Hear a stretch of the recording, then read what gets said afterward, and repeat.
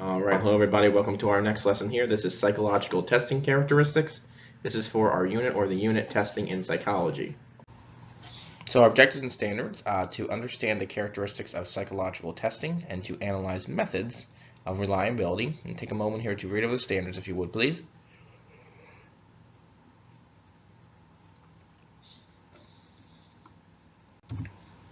So our desired result is what characteristics are involved in psychological testing. So vocabulary, reliability, the ability of a test to give the same results under similar conditions. Validity, the ability of a test to measure what it is intended to measure. Percentile system is a ranking of test scores that indicate the ratio of scores lower and higher than a given score. And the norm is a standard of comparison for test results developed by giving the test to large, well-defined groups of people. So reasons for psychological testing. Psychological tests all have something in common. They seek to understand a lot about a person in a short period of time. And some of the questions that you can see here from the picture are what psychological testing measures. It's possible for these tests to predict how a person may perform in a certain career or discover their talents or abilities.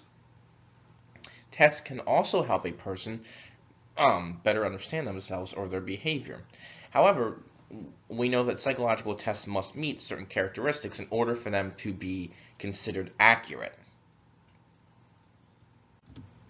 So psychological testing characteristics, there are three major elements of psychological testing. The first is reliability. Reliability is the ability of a test to give the same results under similar conditions. The second one is validity. This is the ability of a test to measure what is intended to measure. And then the third part here is standardization.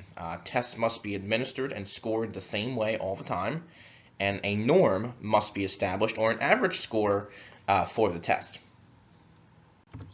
So reliability. Reliability, again, is the ability of a test to yield the same results under a variety of similar circumstances. Okay, so reliability can be tested in three basic ways. The first part, does the person receive the same score after multiple testing sessions? So imagine this. Imagine a person scores a 68, a 92, and a 75 on a test in different sessions. These results are not really reliable since they are too far apart. 68, 92, and 75, way too far apart to be considered reliable. A more reliable test would have scores that are closer together, such as maybe a 68, a 71, and a 70. That we would consider a more reliable test. Number two, are the testing results the same if scored by different people? If a test is scored by two different people, the results should not be extremely different, such as, let's say, one teacher grades an essay and gives you an A on the essay, and then another teacher grades the same essay and gives you a C. That's not reliable. The result should be very similar, and they should be graded about the same. That gives you the same score. And then the third part is if the test is divided in half, are both scores the same?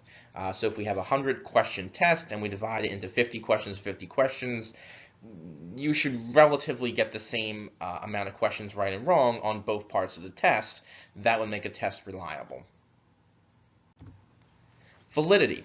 Now, tests can be reliable, but they're not always valid. The ability of a test to measure what is intended to test is known as validity. So think about this.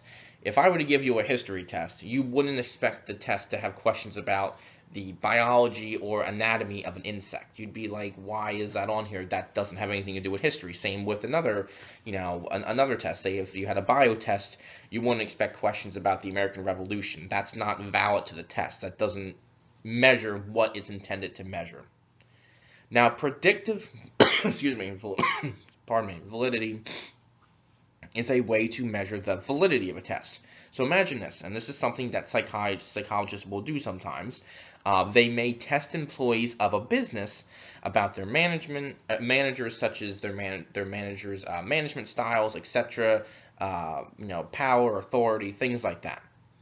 Now, the psychologist can check the validity of a test by seeing if the employees improve their production and work under the managers.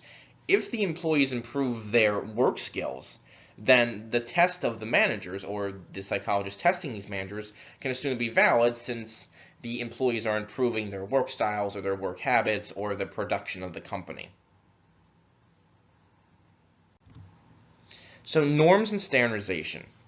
In order for standardization to occur, there are two things that must happen, okay? When the test results are obtained, they must be transferred into something useful.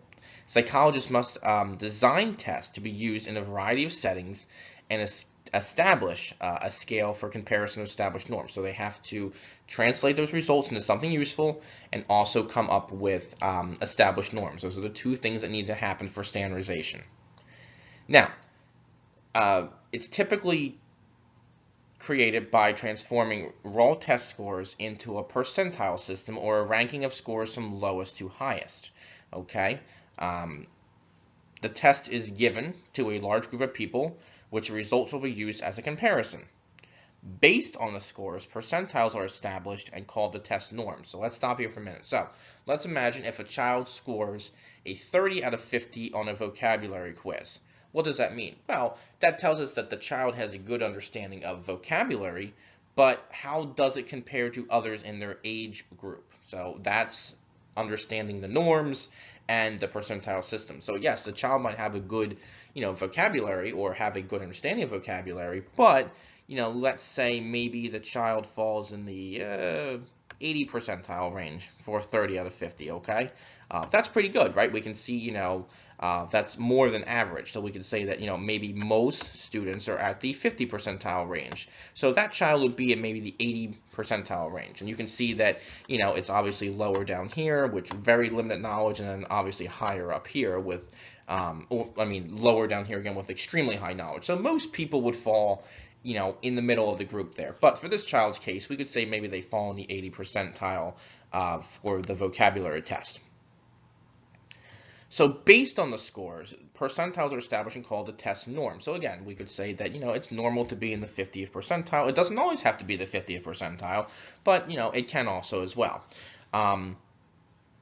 Most high schoolers can understand the meaning of percentiles and norms when discussing the Scholastic Assessment Test or the SAT. If you've taken this or have yet to take it, when you get your results, they'll give you your results and say, oh, you fell in the 30th percentile for reading, you fell in the 50th percentile for math, and you fell in maybe the 60th percentile for writing. Okay, and what that does is it compares you to current students around the country in your age group or in your grade. So other 10th graders or 11th graders around the United States, and compares you to them. Okay, so that's just kind of a more common sense way to think about it, is that the SAT is an example of percentiles and norms.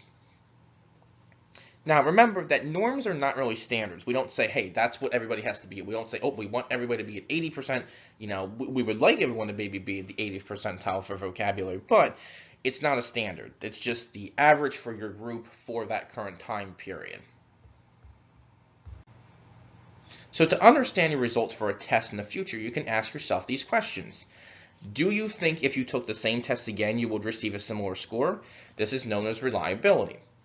Is your performance on this test similar to your usual performance on testing the subject? That's validity. So if you usually get a 90 on your history test, and then maybe one time you get a 60 on your history test, you might say, well, was that test valid? What were some things on the test that maybe, shouldn't have been there? And I'm not saying to question your teachers all the time, but it's just a way to think about it. And then comparing yourself to your classmates, where do you think your score would be within the group? So that's standardization. So where does my score possibly fall in terms of other students in the class or other students in my grade or in my state or whatever the case may be? All right, so that's all I got for today. So I hope you have a great rest of your day or evening. Let me know if you have any questions, and I'll talk to you soon.